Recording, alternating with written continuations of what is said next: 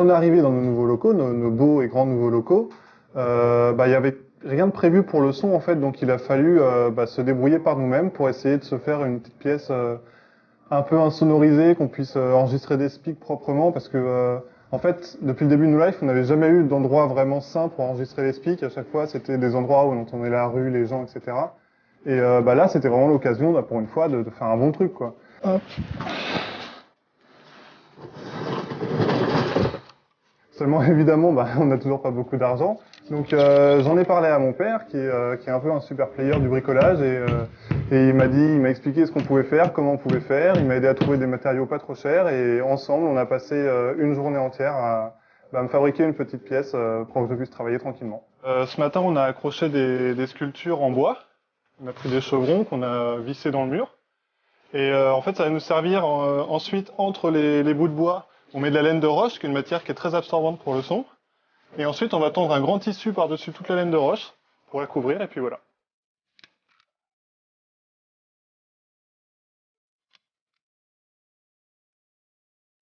Alors là, par exemple, on est dans le bureau de Dr Lacave, et rien qu'on entend quand je parle, et si je frappe dans les mains, voilà, on entend bien qu'il y a une résonance qui est due à la pierre, au mur en pierre autour.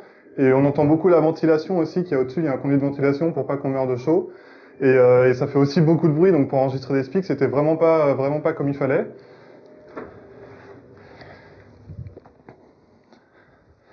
Et donc voilà la pièce, donc tout de suite, quand on rentre, on sent un peu l'ambiance tamisée. Et là, si je tape dans mes mains, on entend qu'il n'y a plus du tout la résonance des murs. Avant, tout ça, c'était de la pierre, et voilà, maintenant, c'est de la laine de roche recouverte par un beau tissu bleu. Et pour travailler, maintenant, c'est juste parfait. On enregistre les speaks ici, et voilà.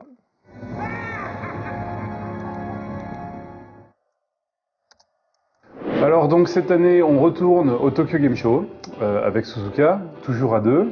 Mais cette fois-ci, il y a une petite nouveauté. Au lieu de revenir avec les rushs et de faire un montage après coup, on va essayer de faire un montage en fait tous les soirs, chaque soir du Tokyo Game Show, et de l'envoyer par internet à Paris, à No Life, pour qu'il soit diffusé dans les news de 101%. Donc on ne sait pas si ça va marcher, c'est la première fois qu'on le fait. On emmène un ordinateur de montage, on va le brancher sur le net dans l'hôtel, et on espère que les images vont bien vous arriver chaque jour à No Life.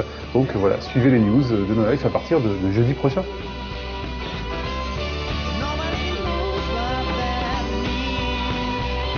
Lévi, il paraît que t'as un super pouvoir. T'arrives à reconnaître les polices rien qu'en les voyant. Ouais, il paraît que c'est un super pouvoir, je sais pas, j'en suis pas hyper fier non plus, hein. Je fais pas partie des X-Men à cause de ça, mais après 10 ans de graphisme, des fois on arrive à reconnaître les typos. Donc on m'a appelé parce que j'arrive pas à retrouver la typo qui est pour Japan in Motion. Alors en fait, on récupère la cassette où on a déjà les sous-titres posés. Donc si on a une erreur, je dois reprendre la cassette à l'état brut en fait et reposer un sous-titre par-dessus.